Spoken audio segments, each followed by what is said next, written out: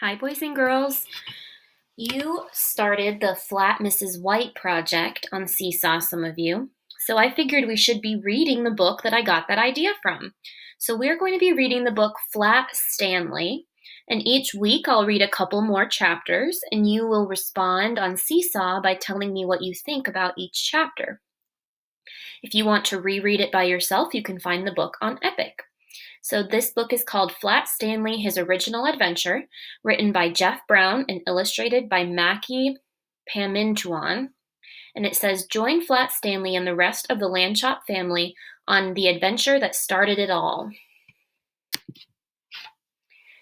Chapter 1, The Big Bulletin Board. Breakfast was ready.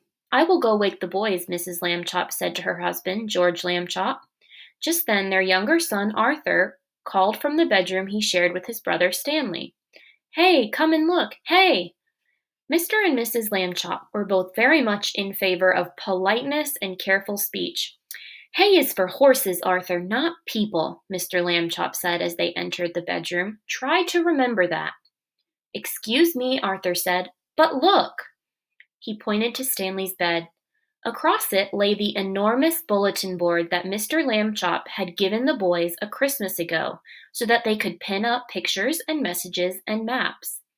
It had fallen during the night on top of Stanley. But Stanley was not hurt. In fact, he would still have been sleeping if he had not been woken by his brother's shout.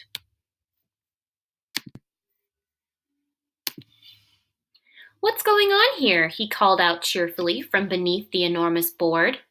Mr. and Mrs. Lambchop hurried to lift it from the bed. Heavens, said Mrs. Lambchop.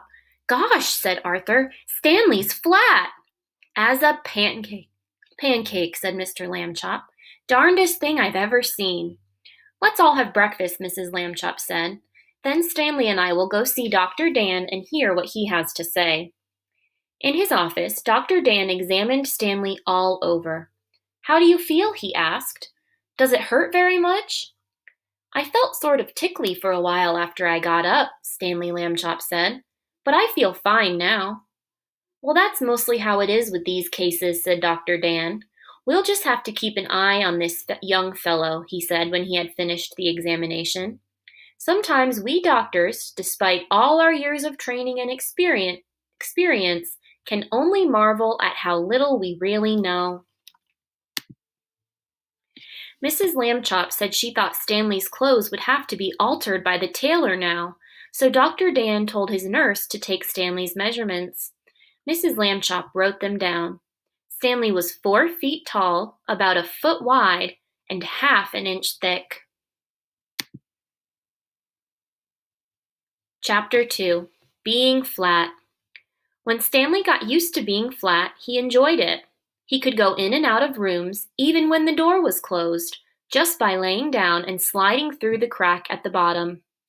Mr. and Mrs. Lambchop said it was silly, but they were quite proud of him. Arthur got jealous and tried to slide under a door, but he just banged his head. Being flat could also be helpful, Stanley found. He was taking a walk with Mrs. Lambchop one afternoon when her favorite ring fell from her finger. The ring rolled across the sidewalk and down between the bars of a grating that covered a deep, dark shaft. Mrs. Lambchop began to cry. I have an idea, Stanley said. He took the laces out of his shoes and an extra pair out of his pocket and tied them all together to make one long lace. Then he tied one end of that to the back of his belt and gave the other end to his mother.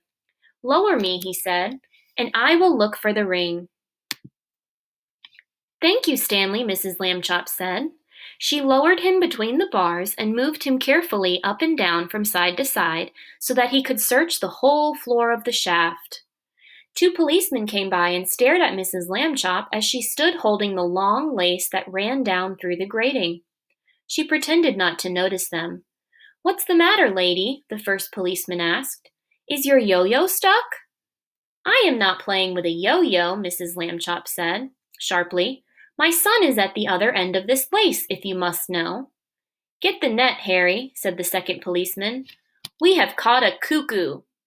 Just then, down in the shaft, Stanley cried out, Hooray! Mrs. Lambchop pulled him up and saw that he had the ring. Good for you, Stanley, she said. Then she turned angrily to the policeman. "A cuckoo, indeed," she said. "Shame." The policeman apologized. "We didn't get it, lady," they said. "We have been hasty. We see that now." "People should think twice before making rude remarks," said Mrs. Lambchop, "and then not make them at all." The policeman realized that was a good rule and said they would try to remember it. One day, Stanley got a letter from his friend Thomas Anthony Jeffrey, whose family had moved recently to California. A school vacation was about to begin, and Stanley was invited to spend it with the Jeffreys. "Oh boy," Stanley said, "I would love to go." Mr. Lambchop sighed.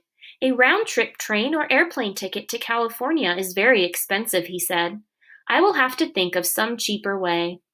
When Mr. Lambchop came home from the office that evening, he brought with him an enormous brown paper envelope. "Now then, Stanley," he said, "try this for size." The envelope fit Stanley very well. There was even room left over, Mrs. Lambchop discovered, for an egg salad sandwich made with thin bread and a toothbrush case filled with milk. They had to put a great many stamps on the envelope to pay for both airmail and insurance, but it was still much less expensive than a train or airplane ticket to California. The next day, Mr. and Mrs. Lambchop slid Stanley into his envelope along with the egg salad sandwich and the toothbrush case full of milk, and mailed him from the box on the corner. The envelope had to be folded to fit through the slot, but Stanley was a limber boy, and inside the box he straightened right up. Mrs. Lambchop was nervous because Stanley had never been away from home alone before. She rapped on the box. "Can you hear me, dear?" she called. "Are you all right?" Stanley's voice came quite clearly. "I'm fine. Can I eat my sandwich now?" "Wait an hour and try not to get overheated, dear," Mrs. Lambchop said. Then she and Mr. Lambchop cried out, "Goodbye, goodbye," and went home. Stanley had a fine time in California. When the visit was over, the Jeffreys returned him in a beautiful white envelope they made themselves. It had red and blue markings to show that it was airmail, and Thomas Jeffrey had lettered it, "Valuable and fragile, and this end up on both sides." Back home, Stanley told his family that he had been handled so carefully he never felt a single bump. Mr. Lambchop said it proved that jet planes were wonderful, and so was the Postal Service, and that this was a great age in which to live. Stanley thought so too.